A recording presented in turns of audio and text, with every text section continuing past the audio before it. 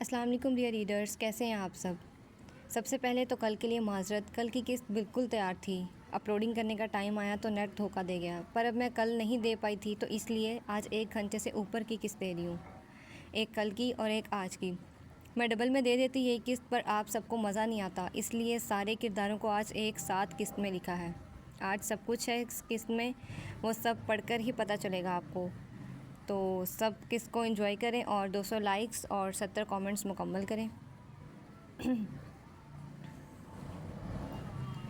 قسطیں skip نہیں ہوں گی اب، اس لیے اگر میں دن کے ٹائم نہیں دے پائی تو شام 7 بجے تک انشاءاللہ اپلوڈ ہو جائے گی، پر اسکپ نہیں ہوگی، تو ٹارگٹ کو پورا لازمی کریے گا اور اچھے مزے کے کامنٹس کریے یار آپ سب۔ آگے اب میں کہانی کو رومانٹک کرنے لگی ہوں، تو چینل کو سبسکرائب لازمی کریے گا۔ ملتے ہیں کل نئی قسط کے ساتھ، تب تک کے لیے بائے بائے۔ اب چلتے ہیں اپنی قسط کی طرف۔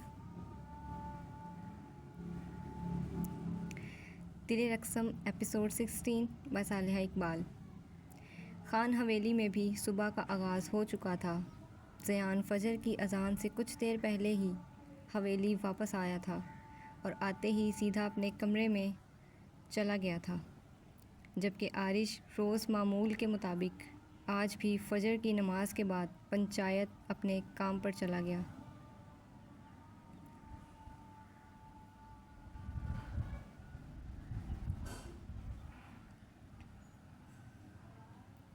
عارش سائیں خان کی طرح اپنی نمازوں کا پابند تھا۔ وہ غلط کام کرتا تھا، گناہ کرتا ہے، پر وہ نماز بھی لازمی ادا کرتا ہے، یہ اس کی بچپن کی عادت بن چکی تھی۔ پنچایت میں آج وہ کچھ باہری ملک سے آئے لوگوں کے نام اپنے پنچایت فائل میں درج کر رہا تھا۔ باہر کے ملک سے یا پاکستان کے کسی جگہ سے ٹاؤٹ میں آنے والے ہر فرد کی ڈیٹیلز لکھی جاتی ہیں۔ ان کے آنے کے وقت سے ان کے جانے کے وقت کے ساتھ ساتھ ٹاؤٹ کے رولز پہلے ہی بہت سٹرکٹ تھے۔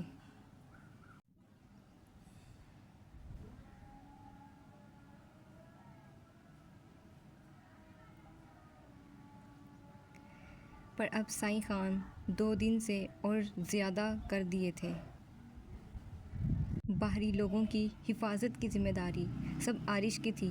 پنچایت کے فیصلے اب سائیں خان خود دیکھنے والے تھے، اور عارش اب ان لوگوں کو دیکھے گا جب تک وہ سب بحفاظت واپس نہ چلے جائیں۔ ایک نارمل سائز کے کمرے میں لکڑی کی براؤن کلر کی چنیوٹی ڈیزائن کی کرسی پر بیٹھے ہوئے، اپنے بڑے سے براؤن کلر کے ٹیبل پر ایک طرف ان گنت فائلز، درمیان میں لیپ ٹاپ، دائیں ہاتھ کی طرف عارش کا موبائل، اور ایک گرم چائے کا کپ ٹیبل پر پڑا ہوا تھا۔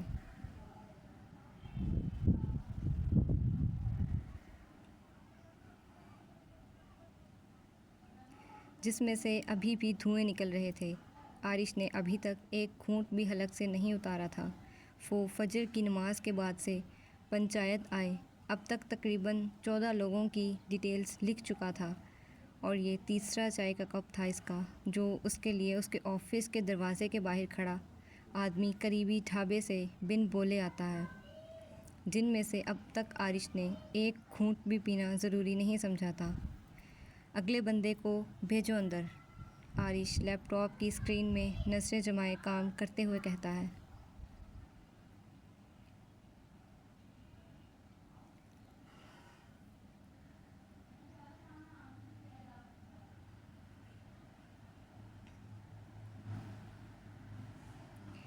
کہ آدمی کے آفس کا دروازہ کھلتا ہے اور اندر اورنج کلر کے بھاری کام والے سوٹ میں جاز کے اوپر اورنج کلر کا ریشمی ایک چوڑے بارڈر والا دوپٹہ سر پر اوڑھے ہوئے، کندھوں پر بلیک کلر کی شال اوڑھے ہوئے، پیروں میں گولڈن کلر کا خصہ پہنے ہوئے ایک لڑکی داخل ہوتی ہے، جس کے قدموں کی آواز پر عارش سرسری سی نظر لیپ ٹاپ کی اسکرین سے ہٹا کر اس لڑکی کے پیروں کی طرف دیکھتا ہے۔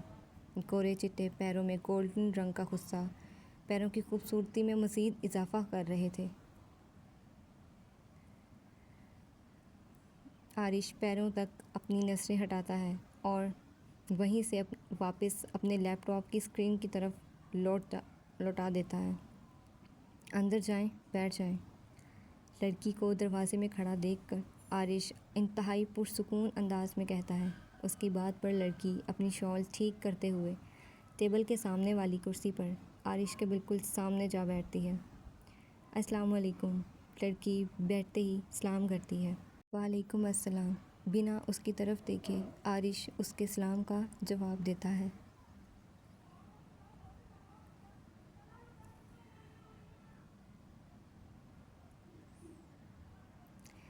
نام کیا ہے آپ کا؟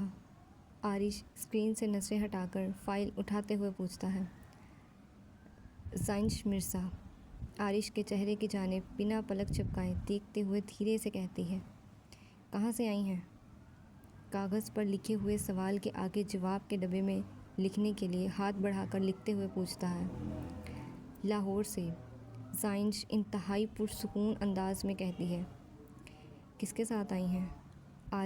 عارش کے سوال پر زائنش پل کے لیے ٹھہرتی ہے پر پھر بنا نظریں جھکائے جواب دیتی ہے۔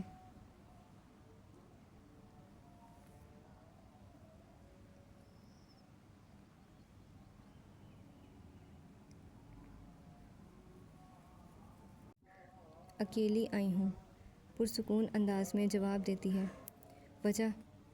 اگلے جواب کے خانے کو پر کرنے کے لیے جواب کے خالی ڈبے کی طرف دیکھتے ہوئے پوچھتا ہے۔ کام کے سلسلے میں، مسلسل عارش کو دیکھے جواب دیتی ہے۔ کیسا کام؟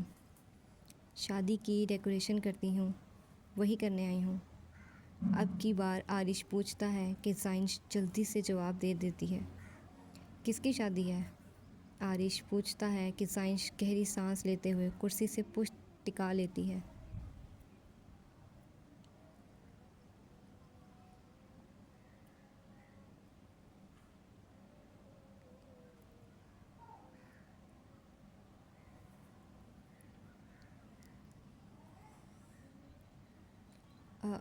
آپ اتنے سوال کیوں کر رہے ہیں؟ آپ کا کیا تعلق اس سے؟ کرسی سے پشت ٹکائے غصیلے انداز میں بولتی ہے۔ آپ میرے گاؤں میں آئی ہیں اور اکیلی آئی ہیں، تو آپ اب ہماری ذمہ داری ہیں، اس لیے آپ سے تعلق ہے ہمارا۔ آپ بتائیں کس کی شادی میں آئی ہیں؟ بے حد اطمینان اور پرسکون انداز سے جواب دیتا ہے۔ اپنی دوست کی شادی میں، زائنش گہری سانس لیتے بتاتی ہے۔ دوست کا نام؟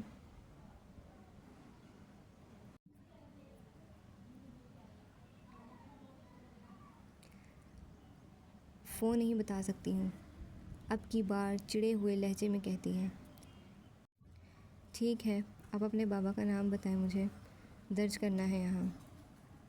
عارش تحمل سے کام لیتا اپنے سوال پوچھتا جاتا ہے۔ بابا نہیں ہے میرے، زائنش عارش کی جھکی پلکوں کو دیکھتے ہوئے بولتی ہے۔ کسی اور مرد کا نام بتائیں جس کا نام آپ کے نام کے ساتھ لکھ سکوں۔ نظریں تو مسلسل رجسٹر پر تھمی ہوئی تھیں۔ میری زندگی میں کوئی مرد نہیں ہے جس کا نام اپنے نام کے ساتھ جوڑوں۔ آپ چاہیے تو وقتی طور پر اپنا لکھ دیں، مجھے کوئی مسئلہ نہیں ہے۔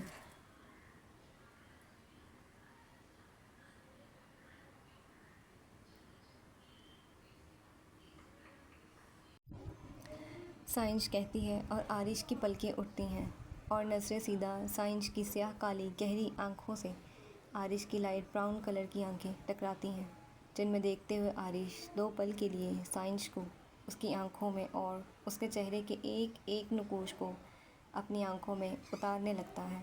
کیا میں اپنا نام آپ کے نام کے ساتھ لکھ دوں؟ عارش حیرانگی سے پوچھتا ہے، کیونکہ آج تک یہاں آئے لوگوں نے کبھی اس قسم کی بات نہیں کی تھی اس سے۔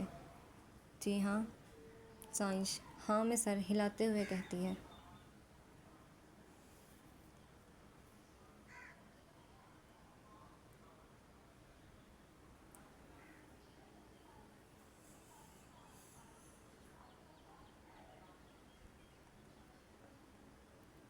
جی نہیں، مجھے اپنا نام کسی کے بھی نام کے ساتھ جوڑنا پسند نہیں ہے، تو آپ بھی خود کو مجھ سے دور رکھیں، ورنہ میرے نام کو اپنے نام کے ساتھ جوڑنا بھی خطرناک ثابت ہو سکتا ہے آپ کے لیے، مس زائنش مرزا۔ عارش کہتے ہی آخری جواب کے خالی ڈبے کو خالی چھوڑے پین فائل میں رکھے فائل بند کر دیتا ہے۔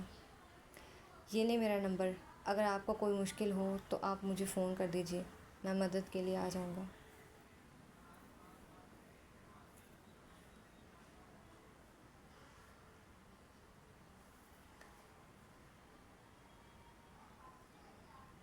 آرش ایک کارڈ جس پر اس کا نام اور حویلی کا پتہ لکھا ہوا تھا سائنش کی طرف بڑھاتے ہوئے کہتا ہے، جب بھی فون کروں گی آ جائیں گی آپ؟ کارڈ کی طرف دیکھتے ہوئے پوچھتی ہے، جی آ جاؤں گا، پر فون صرف مدد کے وقت کریے گا، بلا وجہ نہیں۔ آرش دو ٹوک لہجے میں سائنش کی جھکی پلکوں کی طرف دیکھتے ہوئے کہتا ہے، تو ابھی مدد کر دیں، مجھے بیحد ضروری مدد کی ضرورت ہے۔ سائنش کارڈ ہاتھ میں پکڑے مسکراتے ہوئے آرش کو دیکھتے ہوئے کہتی ہے،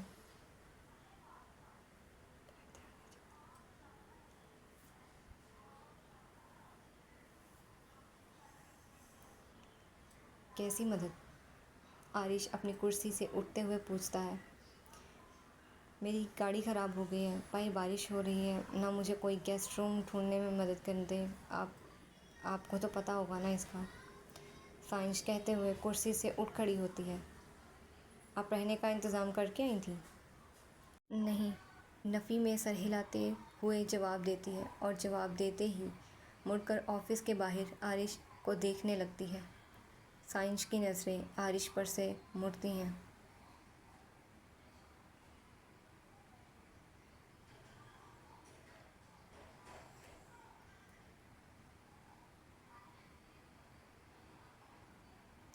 اور آرش کا دیکھنے کا نظریہ بدل جاتا ہے۔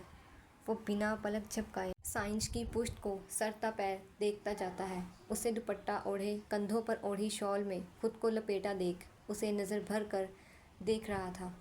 سائنش آرش کے جواب کے انتظار میں واپس اس کی طرف مڑ کر خاموشی سے معصومانہ نظروں سے آرش کے چہرے کی جانب جیسے ہی دیکھتی ہے، آرش اپنی نظریں جھکا لیتا ہے۔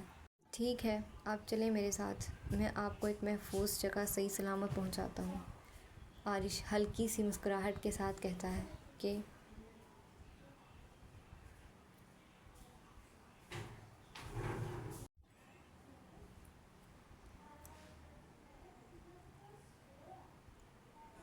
سائنش ہاں میں سر ہلاتے ہوئے آرش کے قدموں کے پیچھے اپنے قدم اٹھائے پنچایت سے نکلنے کے لیے بڑھتی ہے۔ باہر ابھی بھی کچھ لوگ تھے جن کی تفصیلات لکھنی باقی تھی، پر آرش اپنے آدمی کو انہیں بھیجنے کا کہتا ہوا خود بھی سائنش کو لیے پنچایت سے باہر نکلنے لگتا ہے۔ صبح کے 8:30 بج چکے تھے۔ بادلوں نے اور تیزی سے برسنا شروع کر دیا۔ تیز بارش کے ساتھ ٹھنڈی ٹھنڈی ہوائیں اور گاؤں کی مٹی کی خوشبو سی بے حد خوبصورت صبح کا منظر پیش کر رہی تھی، دل کو سکون دینے والا منظر۔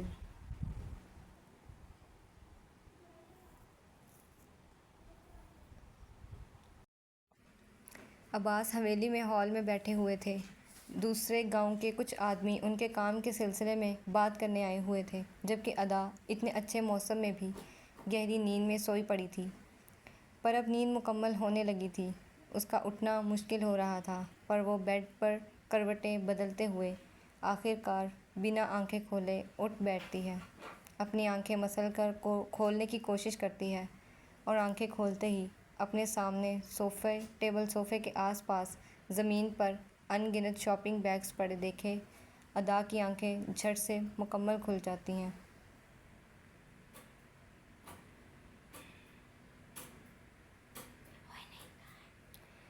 اپنے اوپر سے کمفرٹر ہٹائے بالوں میں ہاتھ پھیرتے ہوئے ننگے پیر صوفے کی طرف جاتی ہے اور ان بیگز میں دیکھنے لگتی ہے، جس کی ان گنت کپڑے، جرسیاں، شالیں، جوتی اور سینڈلز، اور الگ سے 3 سے 4 بیگ میں جیولری کا سامان ہوتا ہے۔ ادا کھلے منہ کے ساتھ ہر چیز دیکھتے وہیں زمین پر بیٹھ جاتی ہے، چہرے پر مسکراہٹ رینگنے لگتی ہے جسے وہ چھپانا بھی چاہتی تھی۔ خان نے میرے لیے منگوائے ہیں کیا یہ سب؟ ادا اتنے سارے بیگز دیکھتے ہوئے خود سے پوچھتی ہے۔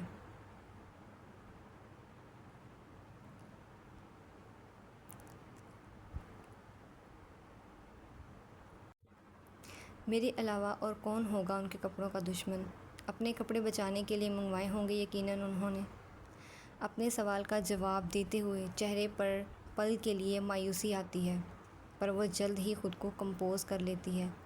کوئی بات نہیں، پتہ چل جائے گا، ڈانٹ کھانا تو اب میری زندگی کا حصہ بن گیا ہے۔ آج پھر سہی، کیا پہنوں میں؟ کچھ بھی پہن لوں، لگوں گی تو میں سونی ہی۔ ادا شاپنگ بیگز کی طرف دیکھتے ہوئے کہتی ہے۔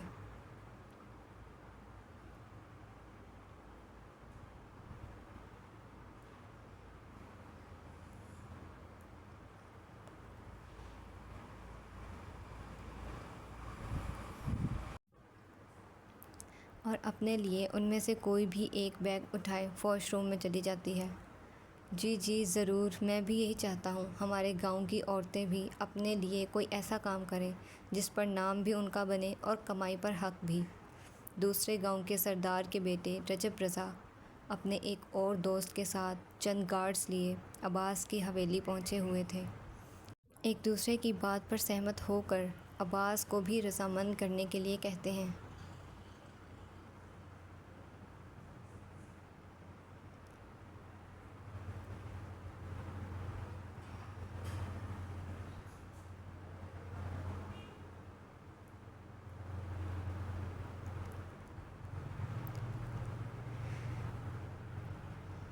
سفید کاٹن کے سوٹ میں ملبوس، اوپر براؤن جیکٹ پہنے ہوئے، عباس کے سامنے ایک آئی پیڈ پر بلڈنگ کا پروجیکٹ دکھاتے ہوئے کہتا ہے، یہ جگہ ہم دونوں گاؤں کے درمیان میں آتی ہے۔ اگر آگے چل کر زندگی میں مسائل آئے جس سے دونوں گاؤں ایک دوسرے کے دشمن بن گئے تو سارا نقصان اس پروجیکٹ کو ہوگا، اور یہاں کے لوگوں کو اور میرے لوگوں کو کوئی نقصان ہو یہ میں نہیں چاہتا۔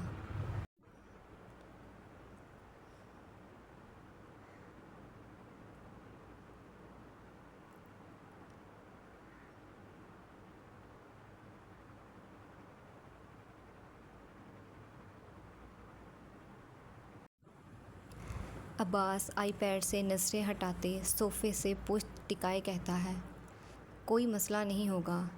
کیوں کوئی مسئلہ ہوگا؟ ہم لڑائی پسند لوگ نہیں ہیں، ہمیں لوگوں کے ساتھ رل مل کر رہنا آتا ہے، پر مجھے نہیں آتا ہے۔ رجب کی بات پر عباس فوراً سے بول پڑتا ہے، جی؟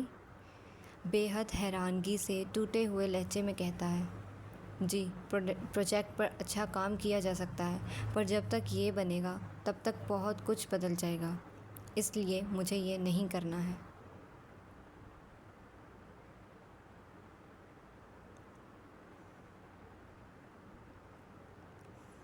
آپ لوگ آئے، مجھے اچھا لگا، ناشتہ کر کے جائیے گا، میری حویلی سے خالی ہاتھ اور بھوکے پیٹ کوئی جائے مجھے پسند نہیں ہے، خدا حافظ۔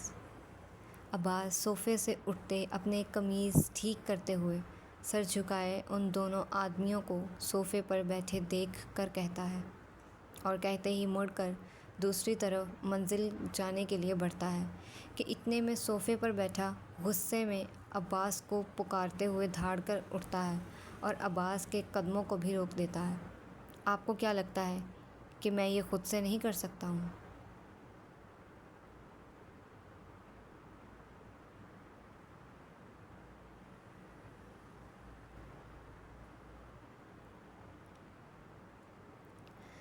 نہیں، میں کر سکتا ہوں، آپ سے زیادہ پیسہ ہے میرے پاس، پر وہ کیا ہے نا، بات اس تھوڑی سی زمین کی ہے، وہ مجھے بیچ دیں، میں شرافت سے یہاں سے چلا جاتا ہوں اور اکیلے کر لیتا ہوں یہ پروجیکٹ، مجھے کچھ نہیں بیچنا۔ رجب کی بات کا جواب انتہائی پرسکون انداز میں دیتے ہوئے عباس وہیں کھڑا ہو جاتا ہے، اگر مجھے وہ زمین خود سے نہیں دیں تو میں زبردستی حاصل کروں گا، مجھے وہ زمین ہر حال میں چاہیے۔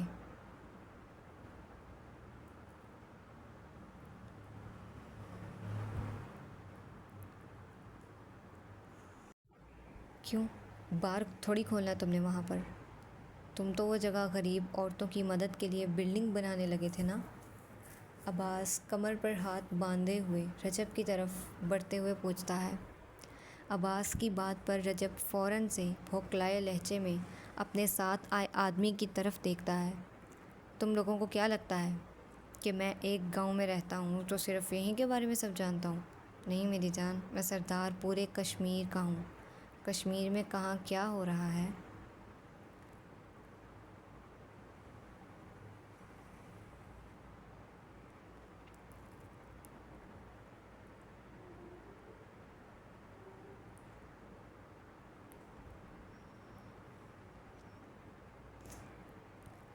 میں ہر چیز اچھے سے جانتا ہوں۔ میں پہلے کی غلط چیزیں روکنے کے لیے ختم کرنے کے چکروں میں ہوں، اور تم نئی نئی چیزیں لا کر میری ساری محنت پر پانی پھیرو گے، یہ تو ناممکن ہے۔ رجب کے بالکل سامنے کھڑے ہو کر اس کی آنکھوں میں دیکھتے ہوئے عباس اپنے ہاتھوں کی مٹھیاں مضبوطی سے کھینچتے ہوئے رجب کی آنکھوں میں دیکھنے لگتا ہے۔ تم لوگ واپس جاؤ، میں تمہارے باپ سے بات کرتا ہوں، عباس کی گہری سانس لیتے ہوئے کہتا ہے، اور کہتے ہی واپس سیڑھیوں کی طرف بڑھنے لگتا ہے۔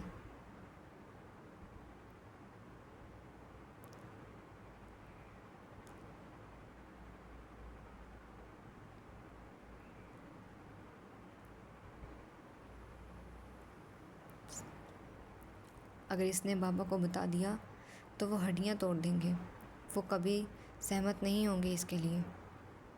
رجب ڈرے ہوئے لہجے میں اپنے دوست کی طرف دیکھتے ہوئے کہتا ہے، پھر کیا کریں؟ رجب کا دوست پوچھتا ہے، گن ہے نا تمہارے پاس؟ دو مجھے ابھی۔ اپنا ہاتھ آگے کی طرف بڑھاتے ہوئے مانگتا ہے۔ کیا بکواس کر رہا ہے، وہ گاؤں کے سردار ہیں۔ ہاتھ کو جھٹک کر نیچے کرتے ہوئے بولا، تو گن دے مجھے، اگر یہ زندہ رہا تو بابا مجھے مار دیں گے۔ رجب دوبارہ ہاتھ اپنے دوست کی طرف بڑھاتے ہوئے کہتا ہے۔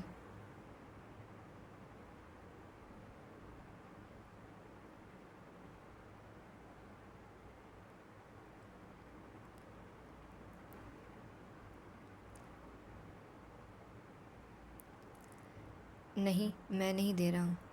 رجب کا دوست بول رہا ہوتا ہے کہ اتنے میں رجب اس کی قمیص کی جیب سے گن نکال کر عباس پر تان دیتا ہے، جو دوسری منزل کی آخری سیڑھیوں پر چڑھ رہے ہوتے ہیں۔ عباس کی پشت کو دیکھتے ہوئے رجب فوراً سے گن اس کی پشت پر تان دیتا ہے۔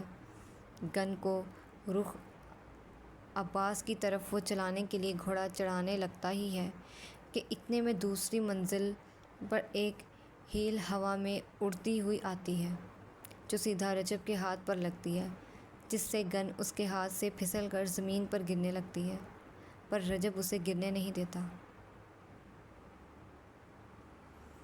عباس جو فون میں نظریں جمائے سیڑھیوں پر چڑھ رہا ہوتا ہے کہ ادا کے قدموں کو دیکھتے ہوئے اس کے قدم رک جاتے ہیں، اور نظریں ادا کے پیروں سے لے کر سفید رنگ کی ایک خوبصورت سی گولڈن کلر کے ہلکے پھلکے سے کام والی فراک پر جاتی ہے، جو اس کی فٹنگ کی تھی، پر فل تھی، نہ بازوئیں چھوٹی تھی نہ پیچھے سے کمر خالی تھی۔ اپنے دونوں کندھوں پر دوپٹہ اوڑھے ہوئے، اپنے بالوں میں درمیان کی مانگ نکالے ہوئے، ادا عباس کے بجائے نیچے ہال میں کھڑے ہوئے ان دونوں لڑکوں کو دیکھ رہی ہوتی ہے۔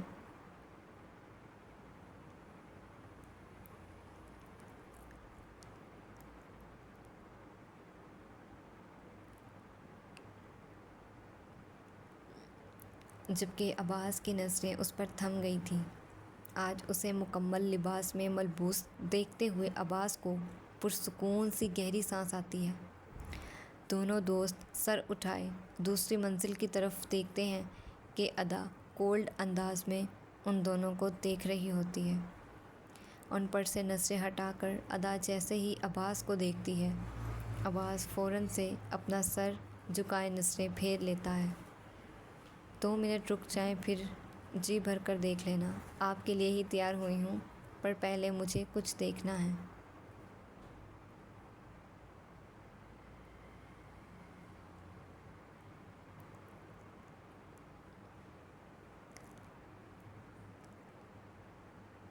میں وہ دیکھ آؤں، وہ کیا ہے؟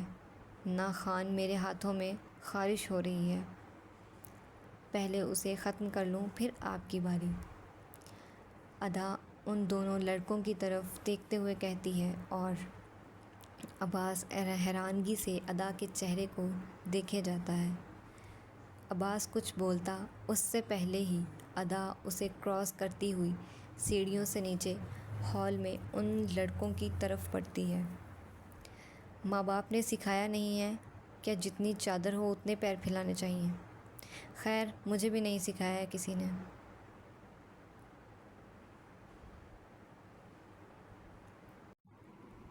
یہ پر اتنا تو مجھے بھی پتہ ہے کہ کسی اور کی چادر میں اپنے پیر نہیں پھیلاتے ہیں۔ جگہ میرے بندے کی ہے تو مرضی بھی ان کی ہونی چاہیے نا، کہ وہاں کیا بنے گا اور کون رہے گا۔ لڑکوں کے چہرے کو دیکھتے ہوئے ادا ان کی طرف بڑھتے ہوئے کہتی ہے، تم کون ہو؟ عباس کو پلٹتا دیکھ رجب جلد ہی اپنی گن اپنی کمر کے پیچھے چھپا لیتا ہے۔ میں؟ ویسے مجھ سے یہ پوچھنا نہیں چاہیے تھا۔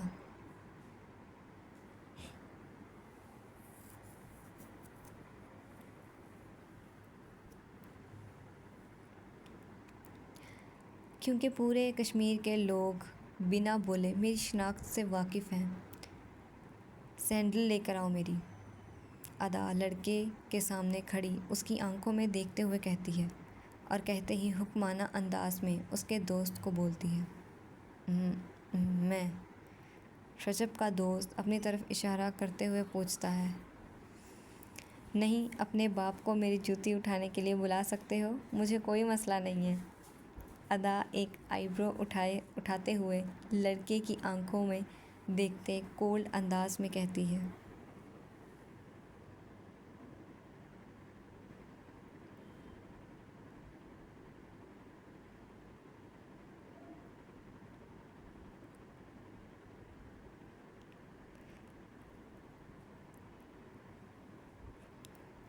ادا کی بات پر سیڑھیوں پر کھڑا عباس اپنا فون واپس کوٹ کی جیب میں ڈالے ہوئے دو سیڑھیوں سے نیچے اترتا ادا اور ان لڑکوں کو دیکھتے ہوئے اپنی کمر پر ہاتھ باندھے کھڑا ہو جاتا ہے۔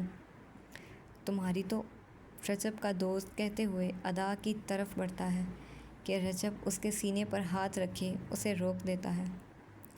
تم طوائف ادا ہو نا، کشمیر کی مشہور طوائف؟ اوہ، پہچان لیا۔ ہاں، میں وہی ہوں، 22 سالہ کشمیرن طوائف ادا۔ ادا خوشی سے بھرپور لہجے میں اپنے کندھے اچکائے ہوئے کہتی ہے، واہ، کشمیر میں غلط کام کرنے سے روکنے والا خود اپنے گھر میں ایک غلط بدنام زمانہ لڑکی کو لیے بیٹھا ہے۔ کیا محفل لگانے کے علاوہ تم خود مردوں کے گھر بھی جاتی ہو؟ رجب کہتا ہے اور عباس کے دماغ کی رگیں تن جاتی ہیں۔ رجب کو غصیلی نظروں سے دیکھتے ہوئے عباس سیڑھیوں سے نیچے اترتا ہے۔ پتہ نہیں تھا مجھے، یہ اگر پتہ ہوتا تو اب تک یقیناً تمہیں اپنے گھر آنے کی دعوت دے چکا ہوتا میں۔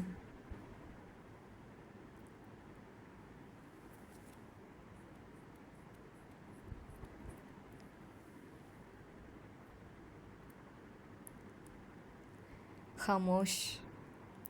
لڑکا پھر بولتا ہے کہ عباس غصے میں دھاڑ کر کہتا اور ادا کی طرف بڑھتا ہے، پر ادا کو بے خوف اس کی آنکھوں میں آنکھیں ڈالے کھڑا بات کر سنتے عباس اپنے قدموں کو ادا سے چند فاصلے پر روک دیتا ہے۔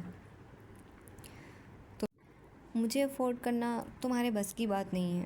آج تک تمہارا باپ بھی میری محفل کا حصہ بننے کی خواہش لیے ہزاروں دفعہ آئے ہیں میرے کوٹھے پر کی چوکھٹ پر۔ افسوس اس کو ہمیشہ باہر سے ہی دفع کر دیا جاتا تھا۔ تو پھر تم اس 2 کے آدمی کی اولاد ہو۔ بیٹا گھر جاؤ، ممی سے فیڈر میں کمپلین والا دودھ لے کر پیو اور بڑے ہونے کی کوشش کرو۔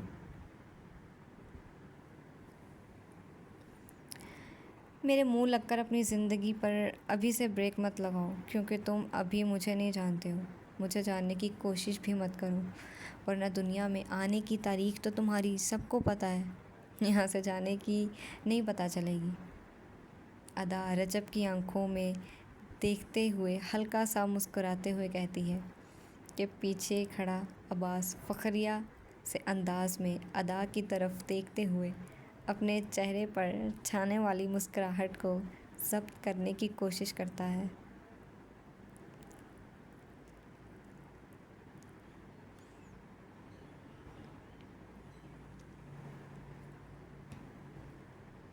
اور پلاسٹک کے کھلونوں سے کھیلنے کی عمر میں اصل کھلونے سے کھیلنے کی کوشش نہیں کرنی چاہیے۔ کھیل کھیل میں اگر یہ چل پڑا تو ہر صورت جان تمہاری ہی جائے گی۔ رجب کے ہاتھ سے گن لیے ادا گن کو دیکھتے ہوئے کہتی ہے، اور کہتے ہی رجب کے سر پر گن تان دیتی ہے۔ ہیل نہیں لائے تم؟ گن رجب پر اور نظریں اس کے دوست پر جمائے پوچھتی ہے کہ لڑکا جلدی سے اپنے اطراف میں دیکھتے ہوئے ادا کی ہیل اٹھا کر لاتا ہے، اس کے پیروں میں رکھے اسے پہنانے لگتا ہے۔ ادا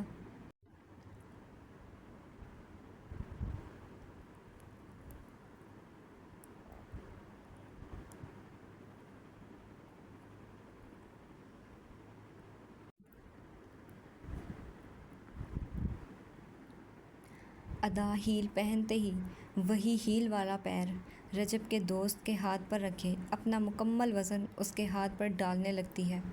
ادا کو ایک وقت میں بنا ڈرے دو لڑکوں کو اتنی آسانی سے ہینڈل کرتا دیکھ عباس کی آنکھوں میں حیرانگی چھانے لگی تھی۔ بہت بڑی قیمت ادا کرو گے تم اس بے عزتی کی۔ ادا بائی کو چھوٹی اور سستی چیزیں ویسے بھی پسند نہیں ہیں، مثال تمہارے سامنے ہے۔ ادا عباس کی طرف گن سے اشارہ کیے کہتی ہے۔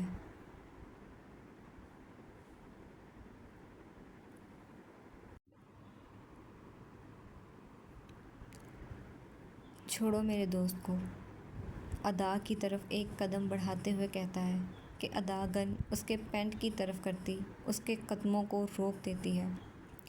میرے شوہر سے معافی مانگو، چھوڑ دوں گی۔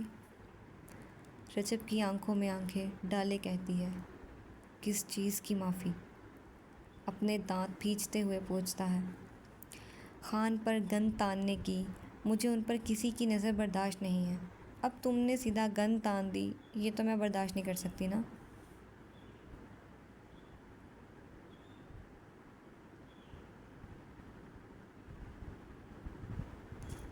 معافی مانگو ورنہ دوست سے ہاتھ دھو بیٹھو گے۔ اپنے پیروں میں گھٹنوں کے بل بیٹھے رجب کے دوست کی طرف گردن سے اشارہ کرتے ہوئے کہتی ہے، میں نہیں مانگوں گا لڑکی۔ رجب کہتا ہے کہ ادا گہری سانس لیتے رجب سے نظریں ہٹاتی اس کے دوست کو دیکھنے لگتی ہے۔ ٹھیک ہے، میں بار بار نہیں کہتی ہوں، اس کے ذمہ دار تم ہو۔ ادا لڑکے کے ہاتھ سے پیر ہٹاتے ہوئے ایک دم دور ہوتی ہے۔ لڑکا اپنا ہاتھ ہوا میں بلند کرتا ہے۔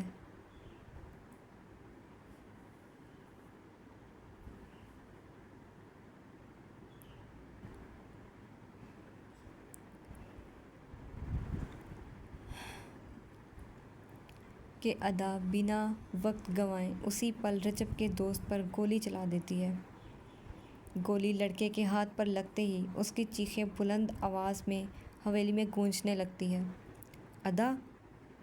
گولی کی آواز پر عباس بلند آواز میں ادا کا نام پکارتا ہے کہ ادا کی نظریں اسی پل عباس کی طرف دیکھتی ہیں کہ رجب ادا کے ہاتھ سے گن کھینچنے ادا کے سر پر تانتا ہوا گولی چلانے لگتا ہے۔ گولی ادا کو لگتی اس سے پہلے ہی عارش ادا کے سامنے کھڑا ہوتا ہے اور رجب کے ہاتھ سے چلی گولی عارش کے سینے میں اس کے دل کے مقام سے چند اوپر جا لگتی ہے۔ دوسری گولی چلنے کی آواز پر ادا اور عباس دونوں کی نظریں عارش کی طرف اٹھتی ہیں جو سر کے بل زمین بوس ہونے لگتا ہے۔ عارش کو گولی لگتے دیکھ ادا مڑ کر عارش کو سر کے بل زمین پر گرنے سے پکڑنے لگتی ہے کہ رجب اپنے دوست کو اٹھائے اپنے قدم پیچھے کی طرف اٹھانے لگتا ہے اور ساتھ ساتھ اب دوسری گولی ادا کو مارنے کے لیے اس کی طرف گن تانے گھوڑا چڑھانے لگتا ہے۔ زمین بوس ہوتے عارش سے عباس کی نظریں جیسے ہی ہٹ کر رجب کی طرف اٹھتے ہی رجب گولی کو چلاتا دیکھ عباس اسی پل لمبے لمبے ڈگ بھرتا ادا کے پاس آتا ہے۔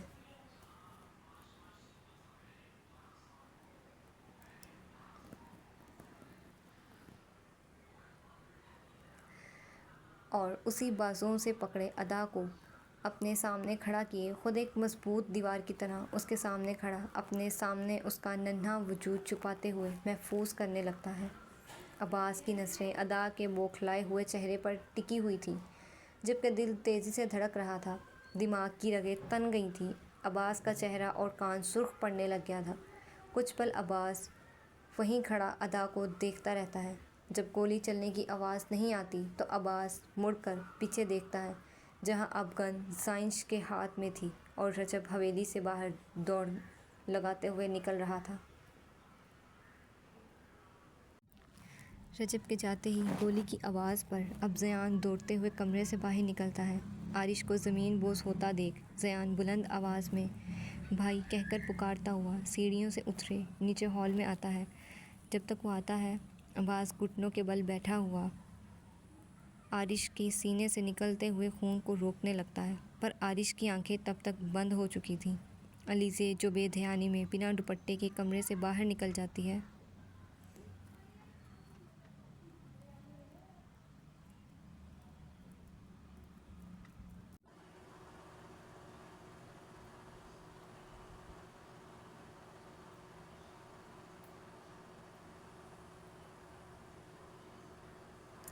زرخان اسے یوں الجھا جاتا دیکھ مسکراتے ہوئے اس کی طرف بڑھتا ہے اور علیزے کو دوسری منزل کی ریکنگ کے پاس پہنچنے سے پہلے ہی اسے اپنی باہوں میں اٹھاتا، سب کی نظروں میں آنے سے پہلے ہی اپنی باہوں میں اٹھائے واپس کمرے کا رخ کرتا ہے۔ یہ کیا کر رہے ہیں آپ؟ چھوڑیں مجھے۔ زرخان کی اس اچانک سی حرکت پر علیزے حیرانگی سے کہتی ہے، وہی جو تم چاہتی ہو میری جان، وہی کر رہا ہوں۔ اپنی مسکراہٹ کو ضبط کرنے کی کوشش کرتے ہوئے کہتا ہے، میں ایسا ویسا کچھ نہیں چاہتی ہوں، آپ کی خود کی نیت خراب ہو رہی ہے مجھ پر۔ علیزے منہ دوسری طرف موڑتے ہوئے کہتی ہے، یہ تو سچ کہہ رہی ہو، تمہیں اندازہ تک نہیں ہے میری کس حد تک نیت خراب ہے تم پر۔ تم میری باہوں میں ہو، میرے اتنے قریب ہو، اور میں پھر بھی شریفوں کی طرح تمہارے ساتھ کچھ نہیں کر رہا ہوں۔ یہ تو پھر ظلم ہے نا مجھ پر۔ ایک تو آج موسم بڑا بے ایمان ہو رہا ہے، اوپر سے تم میری باہوں میں۔ علیزے کو لیے کمرے میں داخل ہوتے ہوئے مسکراتے ہوئے کہتا ہے،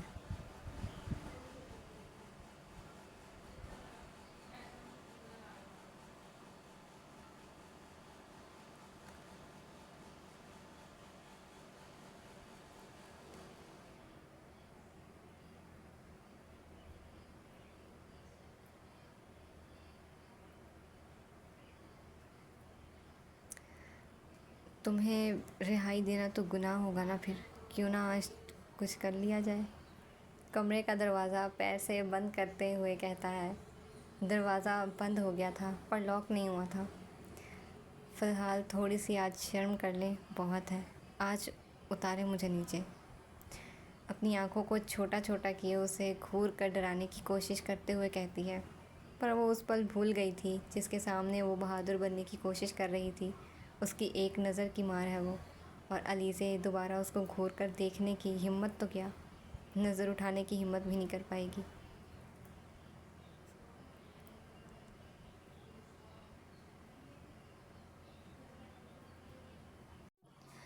پر زرخان اس کے ساتھ اب زکوٹا جن بن کر نہیں، اس کا خان عالم بن کر رہنا چاہتا تھا، اس لیے وہ اسے اب ہر چیز کی اجازت دے چکا تھا۔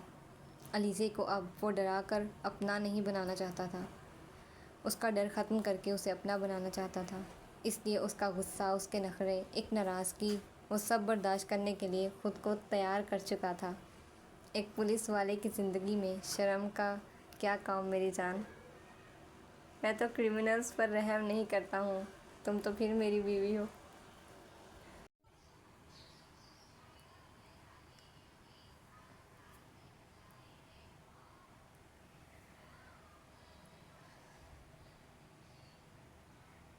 باہوں سے نیچے اتارتا علیزے کو شرارتی انداز میں دیکھتے ہوئے کہتا ہے، مجھے گندی نظروں سے گھورنا بند کریں اور ہٹیں میرے سامنے سے۔ زمین پر اپنے پیر پا کر اپنے کپڑے ٹھیک کرتی ہوئی بیڈ سے اپنا دوپٹہ لینے کے لیے بڑھتے ہوئے کہتی ہے، پہلے کچھ کر تو لینے دو، پھر چلے جانا۔ علیزے بیڈ سے دوپٹہ اٹھاتی ہے اور زرخان دروازے کو لاک کرتا ہے۔ دروازے کیوں بند کر رہے ہیں اور کیا کرنا ہے آپ نے میرے ساتھ؟ دروازہ بند ہوتا دیکھ اسے کھولنے کے لیے آگے کی طرف بڑھتے ہوئے کہتی جاتی ہے،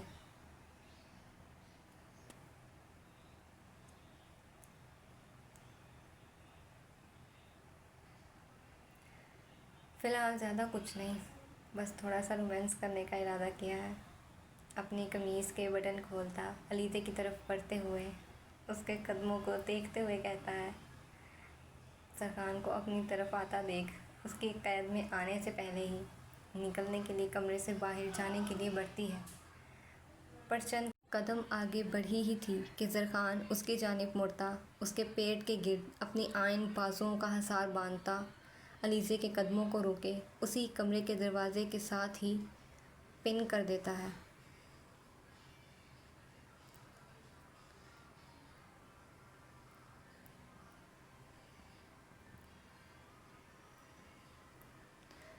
دروازے سے پن کرتا، علیزے کے بے حد نزدیک آتا، اسے اپنے سینے سے لگاتا، علیزے کے راہ فرار کے راستے بند کر دیتا ہے۔ زرخان کو ایک بار پھر اپنے اتنا نزدیک دیکھ علیزے کی سانسیں رک چکی تھیں، وہ بلکہ اٹھانے کی ہمت بھی نہیں کر پا رہی تھی۔ سانس لے لو میری جان، کیونکہ میں ایک بار تمہارے ان ہونٹوں پر قابض ہو گیا تو سانس لینے کی اجازت بھی نہیں دوں گا۔ علیزے کو سانس روکے دیکھ علیزے کی گردن سے اس کے بال ہٹاتا، اس کی گردن پر جھکے اپنے لب رکھتے کہتا ہے،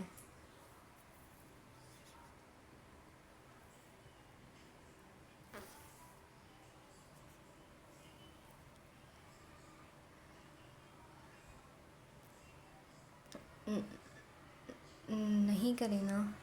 زرخان کے لمس کو محسوس کرتی تل ملاتے ہوئے کہتی ہے اور کہتے ہوئے اپنے دوپٹے کو مضبوطی سے اپنی مٹھیوں میں جکڑ لیتی ہے۔ ابھی تو کچھ کیا ہی نہیں ہے، ابھی تو کرنا باقی ہے، ابھی ان ہونٹوں پر قابض ہونا باقی ہے۔ کہتے ہی علیزے کو بنا کچھ کہنے کا موقع دیے اسے کمر سے پکڑے مضبوطی سے کھینچتے ہوئے اپنے سینے میں قید کرتا، اسی پل میں اس کے لبوں پر شدت سے قابض ہوتا۔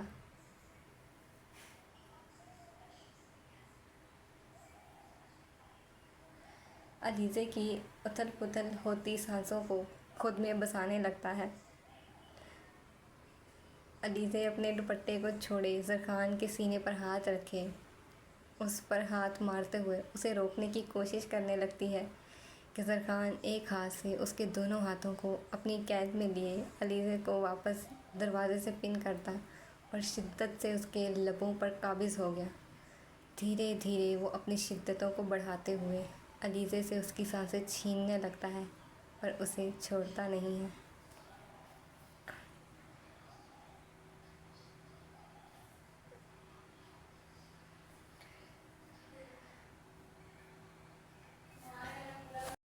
سنیں، امایا دھیمی سی آواز میں آریان کی پشت کو دیکھتے ہوئے بولتی ہے۔ سنائیں؟ آریان امایا کی آواز پر اس کی طرف گردن موڑتے ہوئے کہتا ہے۔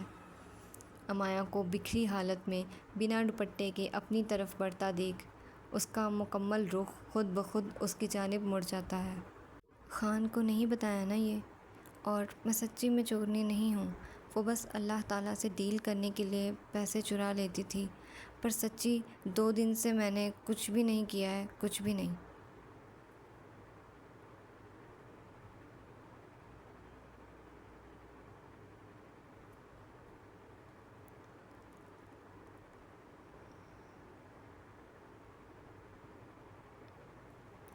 آریان کی آنکھوں میں دیکھتے ہوئے کہتی جاتی ہے۔ امایا یہ مسلسل بولتی جاتی ہے جبکہ آریان اس کو سن کر بھی نہیں سن رہا تھا۔ نظریں اس کے چہرے پر تھم گئی تھیں جو اس وقت ہٹنے سے انکاری ہوئی پڑی تھیں۔ بولیں؟ امایا لہنگا ہاتھوں میں پکڑے ہوئے آریان کے سامنے آ کھڑی ہوئے بڑھتی ہوئی دھڑکنوں سے کہتی ہے۔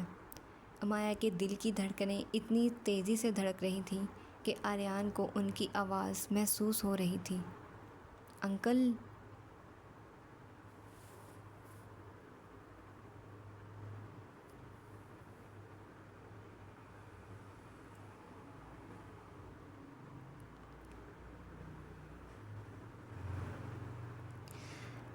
شاہ بول سکتی ہو مجھے، امایا کہتی ہے کہ آریان گہری سانس بھرتے ہوئے کہتا ہے۔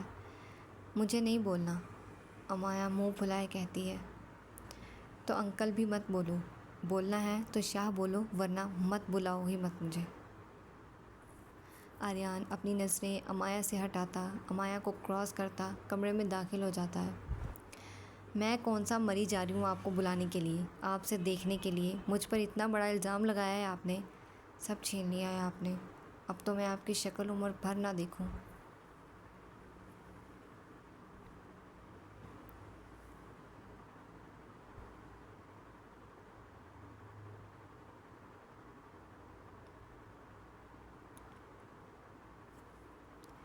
آریان کمرے میں داخل ہوتا ہے کہ پیچھے سے امایا دھیمی سی آواز اپنے ہاتھوں کو آپس میں مسلتے ہوئے دھیرے سے کہتی ہے۔ امایا کی آواز میں نمی تھی، لہجہ بالکل دھیما سا تھا، پر اندر کمرے میں دروازے پر کھڑا آریان بآسانی اس کی بات سن لیتا ہے، اور سنتے ہوئے وہ پلٹ کر ایک نظر امایا کو دیکھتا ہے جو سر جھکائے کھڑی ہوئی تھی۔ یہ ضروری ہے تمہارے لیے لڑکی، برداشت کر لو، سب کچھ صرف 1 مہینے کی بات ہے، جاؤں گا تو تمہیں سب لوٹا کر جاؤں گا۔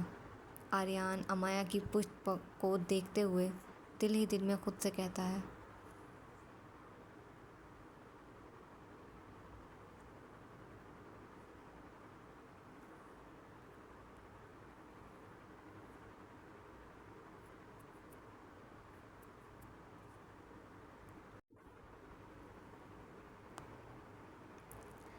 اور کہتے ہی گہری سانس لیے واپس کمرے سے باہر آتا، امایا کا ہاتھ پکڑے اسے اپنے ساتھ کمرے میں لیے داخل ہوتا ہے۔ یہ کیا کر رہے ہیں؟ ہاتھ چھوڑے میرا۔ اندر کپڑے ہیں تمہارے، جا کر بدلو اور شکل گم کرو، ناشتہ تیار ہونے والا ہے، تمہارا فریش ہو جاؤ اور ناشتہ کرو جا کر۔ آپ پہلے ہاتھ تو چھوڑے میرا۔ اپنا ہاتھ زور سے کھینچ کر آریان کے ہاتھ سے چھڑواتے ہوئے کہتی ہے، اور کہتے ہی 1 قدم اور پیچھے کیے کھڑی ہو جاتی ہے۔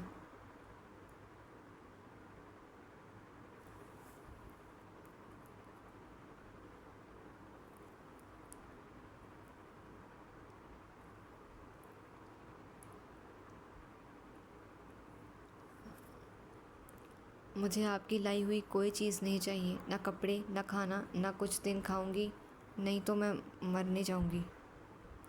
امایا آریان کی آنکھوں میں دیکھتے ہوئے اٹل لہجے سے کہتی ہے، اور کہتے ہی بیڈ کی طرف بڑھتی، بیڈ سے اپنا دوپٹہ اٹھائے دروازے کی جانب رخ موڑتی ہے۔ مجھے نہیں پتا تھا کہ تمہاری یادداشت اتنی کمزور ہے کہ تم کل رات کی باتیں بھی بھول جاؤ گی۔ آریان امایا کو جاتا دیکھ اس کے زمین پر لٹکتے ہوئے دوپٹے کو دیکھ کر کہتے ہی اس کے قدموں کو روک دیتا ہے۔ تم کل یہاں کس وجہ سے رکی تھی، وہ یاد ہے نا؟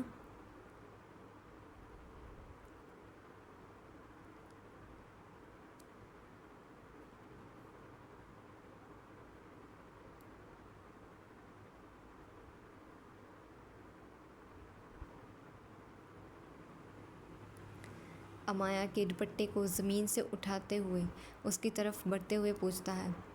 تم اپنے اصل ماں باپ کا پتہ جانتی تھی، اسی لیے تم نے اپنے خان بابا کی بات نہ مان کر میری بات مانی تھی۔ تم نے عباس پر اپنے ماں باپ کو خود ترجیح دی تھی۔ آریان امایا کے دوپٹے کو سارا زمین سے اٹھا کر اس کی طرف دیکھتے ہوئے امایا کی طرف بنا دیکھے بڑھتے ہوئے کہتا ہے، نہیں، آپ نے مجھے ان کو مارنے کی دھمکی دی تھی، میں نے شادی اس لیے کی تھی۔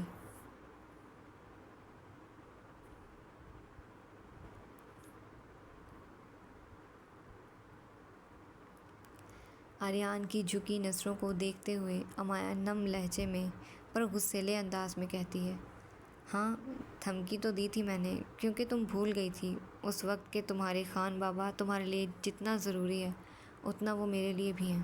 میں دن میں ہزاروں دفعہ اس کے منہ پر اس کو مارنے کی دھمکی دیتا ہوں، پر حقیقت میں کبھی اسے تکلیف دینے کا بھی سوچ ہی نہیں سکتا ہوں۔ وہ اچھا دوست ہے میرا، پورے وقت کا ساتھی۔ آریان شاہ جتنا جینے کے لیے پیسوں کو ضروری سمجھتا ہے، اتنا ہی تمہارے خان بابا کو بھی سمجھتا ہے۔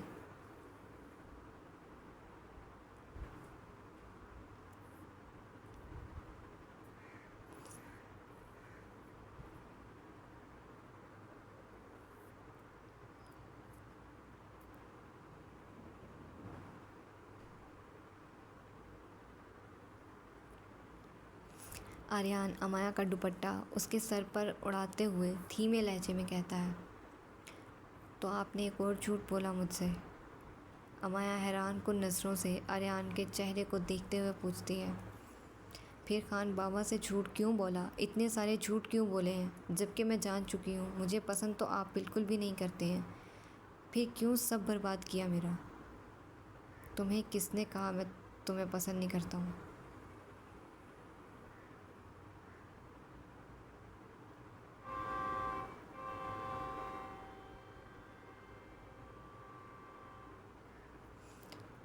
मैं जिसे पसंद नहीं करता उसके वजूद को ज़िंदगी में सिर्फ़ एक बार देखता हूँ, वो भी तब जब वो शख्स मौत को गले लगा रहा होता है। पर तुम खुद को देखो, बिल्कुल ठीक ठाक सही सलामत खड़ी हो मेरे पास। क्या ये सबूत काफ़ी नहीं कि तुम इस शाह की जान शाह बन गई हो? अमाया की आंखों में बिना पलक झपकाए देखते हुए अपनी दोनों आईब्रोज उचकाए हुए कहता है, एक और झूठ? आपकी दुनिया का सिर्फ झूठ पर मुबनी है। अमाया को आर्यन का कहा हर एक लफ्ज़ झूठ ही लग रहा था। वो यकीन करने का सोच भी नहीं पा रही थी।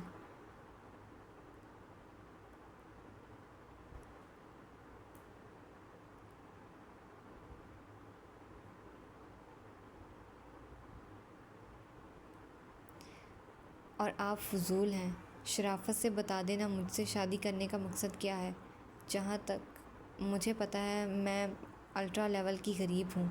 माना कि खान बाबा की एक अमीर आदमी की बेटी हूँ, पर मुझे अपनी हकीकत भी पता है। मैं उनकी सगी बेटी नहीं, इसलिए उनकी किसी भी चीज़ पर मेरा कोई हक़ नहीं। और मेरे नाम के आगे से उनका नाम भी हटा दें तो मेरा वजूद तो वैसे भी कुछ नहीं। अमाया टूटे लहजे में कहते कहते अपनी नज़रें झुकाए अपने हाथों की तरफ देखती है और अपने खाली हाथों की तरफ देखती है, कहती है,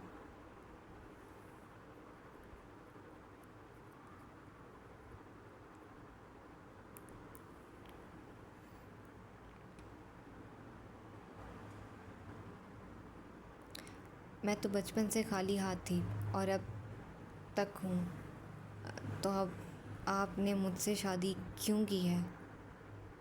आंखों में नमी की जगह आंसू लेने लग गए, पर जल्द ही खुद को कंपोज करती अमाया गहरी सांस लेते हुए सवालिया नज़रों से आर्यन की आंखों में देखने लगती है, जो टिकटिकी बांधे उसकी को देखे जा रहा था।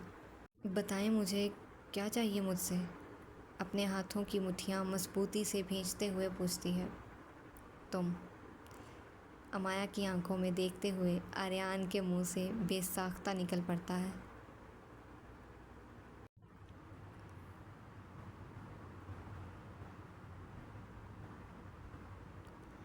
मुझे तुम चाहिए, कल से कितनी दफ़ा बता चुका हूँ और कितनी बार बताऊँ?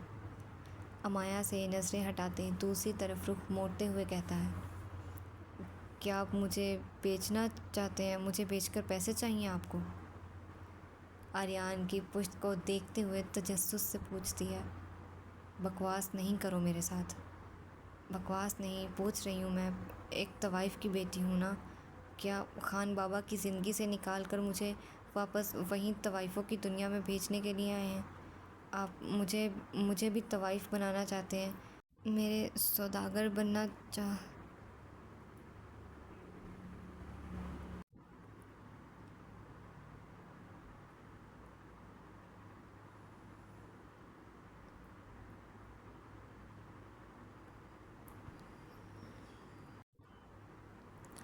अमाया अभी कह ही रही थी कि आर्यन गुस्से में पलटता हुआ अमाया को बाजुओं से पकड़े खींच कर सीधा दरवाजे के साथ वाली दीवार से ज़ोर से धक्का देते हुए पिन कर देता है। आज ये बकवास की है मेरे बारे में, आइंदा की ना तो तुम जिंदा ज़मीन में गाड़ दूँगा।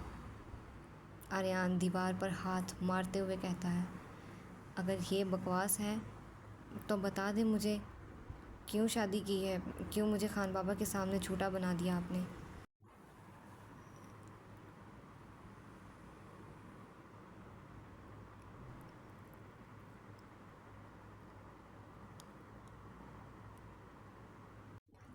बोले ना, क्यों किया आपने मेरे साथ ऐसा? बोले।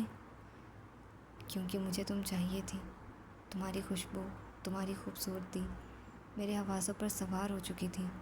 جتنی بار تم میرے سامنے آتی گئی اتنی بار ہی میرا تمہیں پانے کا، اپنا بنانے کا ارادہ مضبوطی سے بنتا گیا۔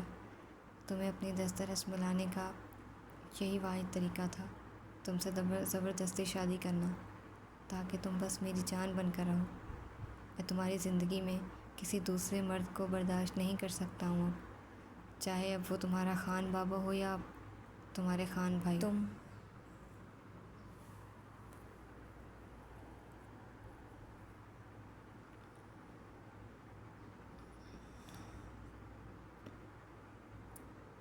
تم پر اگر کسی کی نظر بھی پڑی تو یاد ہے نا میں ناپسندیدہ لوگوں کا کیا حشر کرتا ہوں۔ آریان امایا کی آنکھوں میں دیکھتے ہوئے ایک ایک لفظ غصے میں کہتا ہے۔ قسم کھا کر کہتا ہوں اگلی دفعہ بول کر نہیں کر کے دکھاؤں گا میں تمہیں، اس لیے شرافت سے میرے پاس اسی بنگلے میں رہو۔ یہاں سے قدم بھی باہر رکھنے کا سوچا تو ساتھ ساتھ یہ بھی سوچ لینا میں تمہیں چھوڑوں گا نہیں۔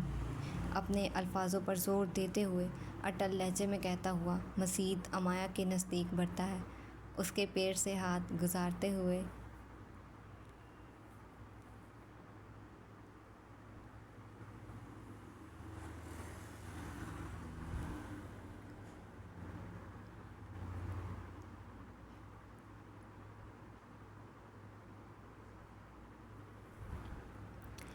اس کی کمر کے گرد اپنی بازو کا حصار باندھتا امایا کو دروازے سے دور کرتا اسے اپنے سینے سے لگا جاتا ہے۔ جس چیز نے مجھے تمہیں حاصل کرنے کے لیے سوچنے سمجھنے سے قاصر کر دیا، اس پر اس قدر ظلم کروں گا یہ تم برداشت نہیں کر پاؤ گی، اس لیے ہر چیز سوچ سمجھ کر کرنا۔ تم دور جانے کی بات کرو نا تو مجھے غصہ آئے گا، تو برداشت تمہیں کرنا پڑے گا ریڈ روز، اور یقین مانو تم سے برداشت نہیں ہوگا۔ آریان کی ایک ایک بات امایا بے حد خاموشی سے سنتے ہوئے اس کی آخری بات پر اپنا سر جھکا جاتی ہے۔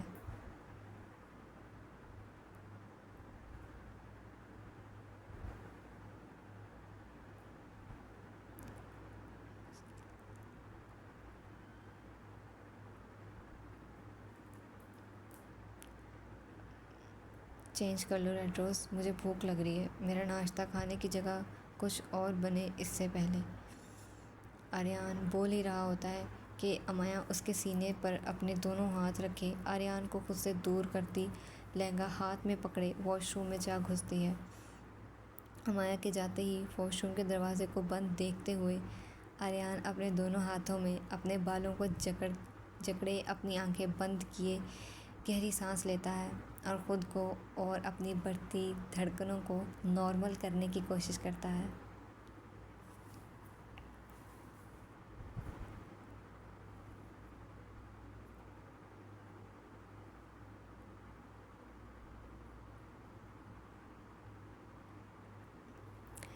آج تک یہ دل کبھی بڑے سے بڑے نقصان پر، بڑے سے بڑے جھوٹ پر اتنا نہیں دھڑکا جتنا اس ایک پدی کی موجودگی پر دھڑک رہا ہے۔ یا اللہ صبر دے مجھے کہ 1 مہینے میں سب ختم کر کے اس کے ساتھ بنا کچھ غلط کیے اس کی زندگی سے چلا جاؤں۔ آپ جانتے ہیں میرے نام کے ساتھ جڑ گئی ہے اور میرے کتنے دشمن ہیں، میری وجہ سے کسی معصوم کو نقصان ہو یہ میں ہرگز نہیں چاہتا ہوں، اس لیے اس کو عباس سے دور کیا ہے۔ جیسے ہی میرا مقصد پورا ہوگا عباس کو سچ بتا کر چلا جاؤں گا۔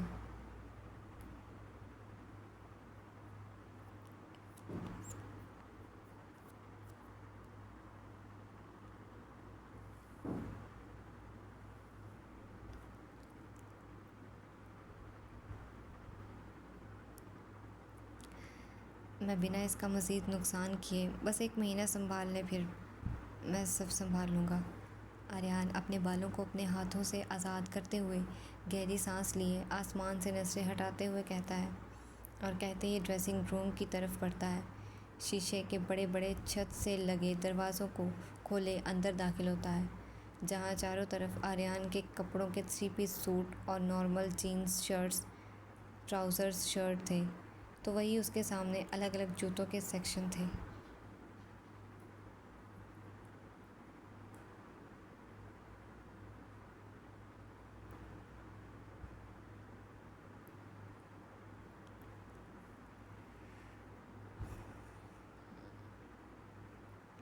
ڈریسنگ روم میں درمیان میں شیشے کے ڈبے میں، جس کا دروازہ اوپر کی جانب کھلتا تھا، وہاں آریان کے گھڑیوں کے کفلنگز، ٹائی اور ایک الگ سے سیکشن میں اس کے گلاسز پڑے ہوتے ہیں۔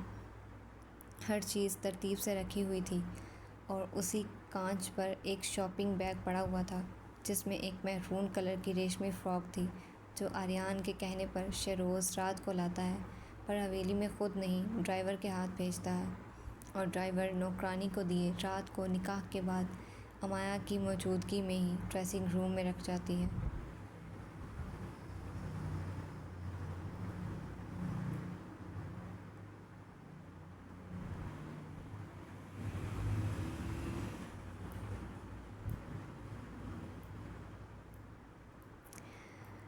اسے بتا کر پر امایا اس کی بات سن کر بھی انسنی کر گئی تھی۔ آریان ڈریسنگ روم میں داخل ہوتا ہے کہ سب سے پہلے نظریں اس کی شاپنگ بیگ پر پڑتی ہے، جسے دیکھتے ہی آریان اس کی طرف بڑھتا ہے اور شاپنگ بیگ شیشے سے اٹھائے واش روم کے دروازے کے باہر رکھ جاتا ہے، ہلکی سی دروازے پر دستک دیتے ہوئے، اور خود اپنے کپڑے لیے کمرے سے باہر نکلے گیسٹ روم میں شاور لینے چلا جاتا ہے۔ آریان کمرے سے باہر جاتا ہے